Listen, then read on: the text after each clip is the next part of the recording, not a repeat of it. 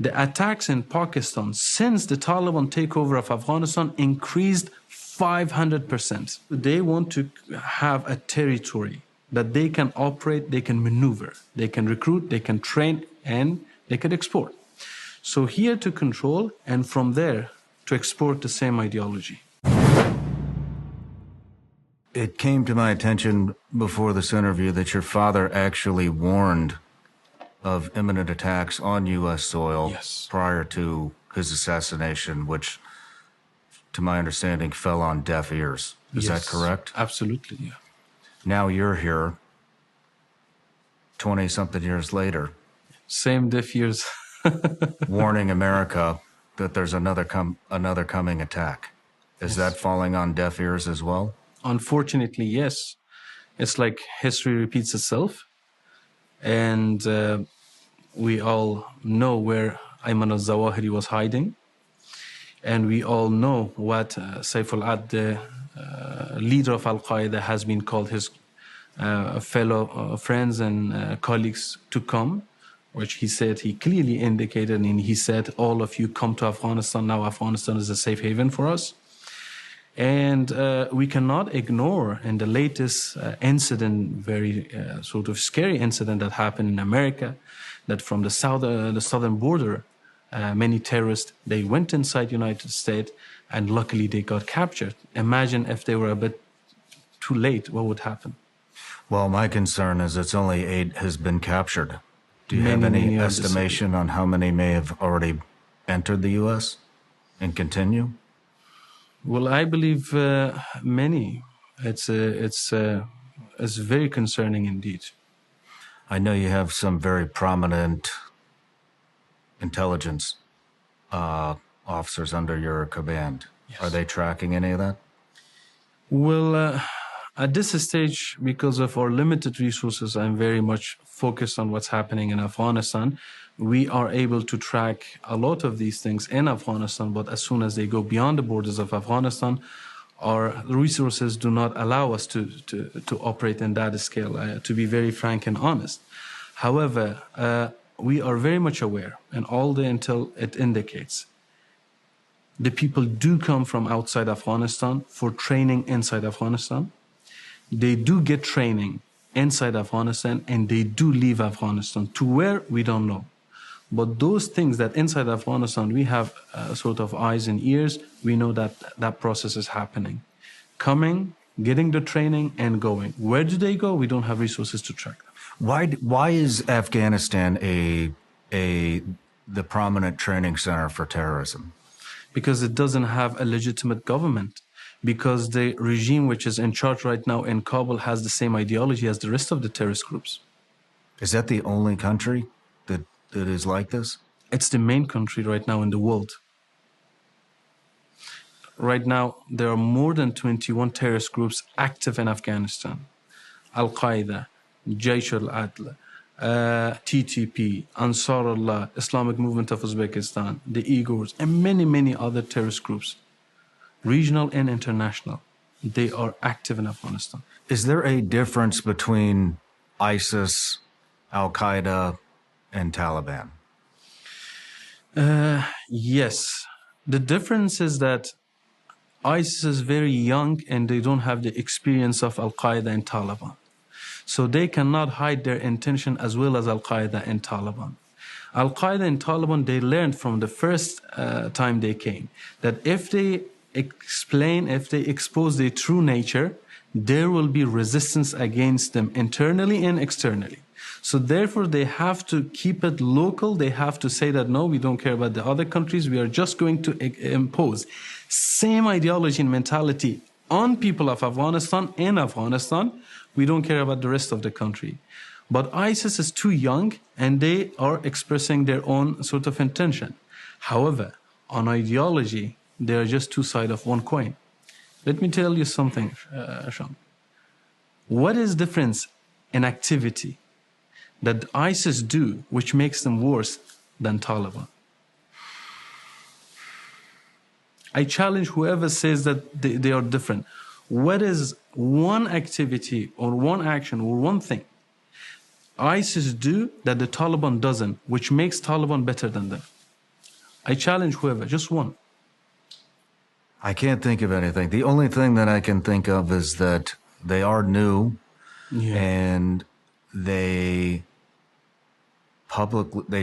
seem to publicly display the atrocities that they do to human beings on a global scale a lot more than Taliban. Exactly. But that's from my perspective. Of course, you're absolutely right, because they don't have the experience of Taliban and hiding and being patient and to have a strategic planning. But Taliban and Al-Qaeda, because it's been more than 30 years they're fighting, they possess that knowledge and they possess that skill to hide it better and to plan for long-term benefits and interest. So the United States is funding the Taliban, to my understanding, $40 million up to $87 million a week. Yes. Going directly to Taliban, a terrorist organization that the U.S. and the resistance fought for over 20 years, 2 decades. My question is, what is the looking at it from a 30,000-foot view, what is the goal of Taliban for Afghanistan?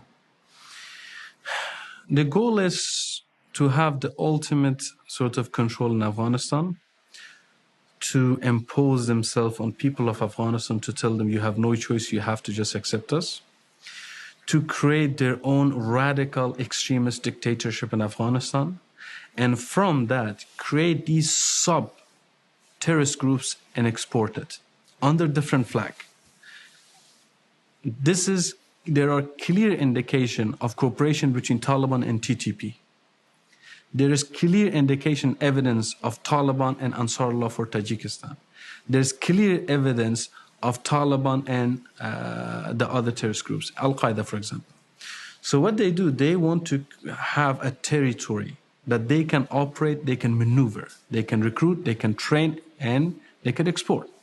So here to control, and from there to export the same ideology.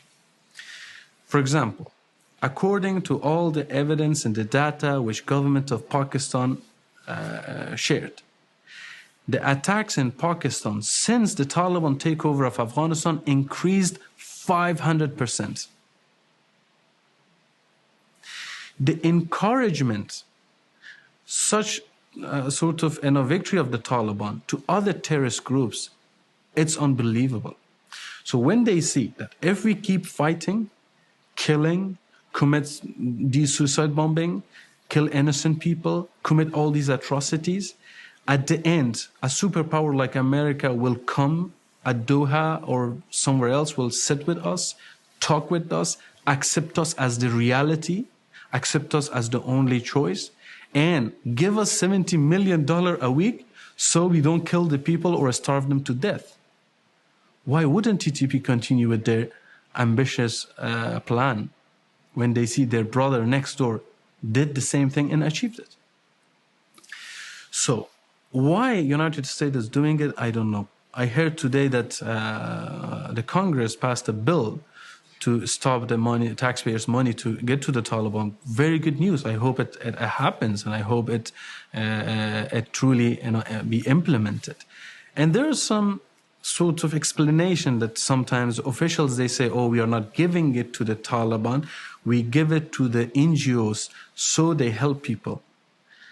Since the Taliban takeover, 900 NGO has been created under the direction of the Taliban. So on the other hand, it's the same thing. Mm-hmm.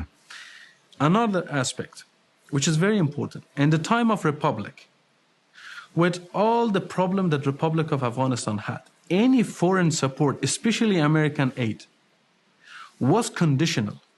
That we give you this much aid, but you must tell us where you're spending your own internal income. Taliban right now are having $2.5 billion internal income, excluding the opium trade and all those incomes they're having from opiums. Just those legitimate incomes of the country from ports and taxes and the other stuff. The Taliban are having $2.5 billion income annually. And the aid that is going to them, 70 million weekly, it is not conditioned that, okay, tell me where are you spending all of those money? All those $2.5 billion that they are getting annually, it's being expended on brutally destroy the people of Afghanistan, to more consolidate themselves, to consolidate their terrorist groups in Afghanistan, to more create these jihadi madrasas to radicalize people even more. So all of it are being used for consolidation of themselves and increasing their war power and helping their regional and international terrorist groups. No matter where you're watching Sean Ryan Show from, if you get anything out of this, please like, comment, subscribe, and most importantly, share this everywhere you possibly can. And if you're feeling extra generous, please leave us a review on Apple and Spotify podcasts.